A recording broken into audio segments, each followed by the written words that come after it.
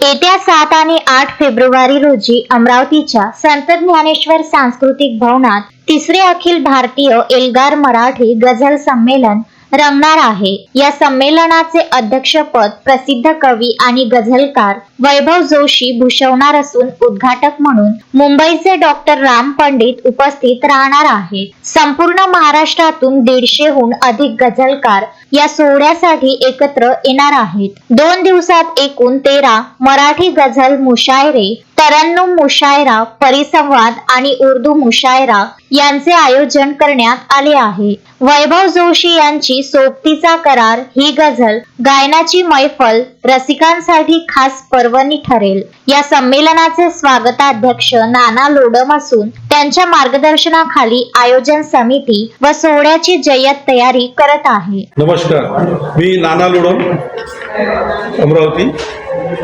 आपल्या अमरावतीमध्ये सुरेश भटांच्या नगरीमध्ये 7-8 फेब्रुवारी 2026 शनिवार व रविवारला संत ज्ञानेश्वर सांस्कृतिक भवनमध्ये 2 दिवसाचा आपण अखिल भारतीय एल्गार मराठी गझल संमेलन घेतो आहे।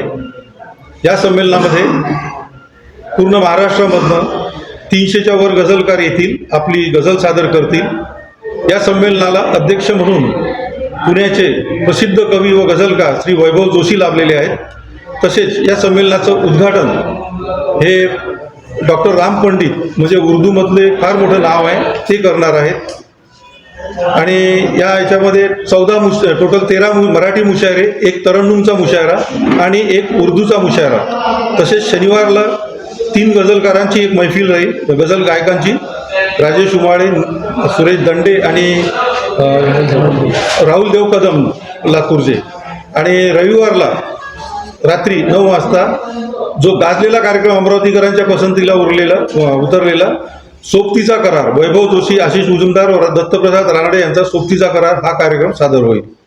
सर्व अमरावतीकरांना नम्र विनंती आहे की आपल्या अमरावतीमध्ये एवढं संमेलन आपण घेतो आहे, तर सर्वांनी उपस्थित यावं आणि 2 दिवस याचा आनंद आस्वाद घ्यावा।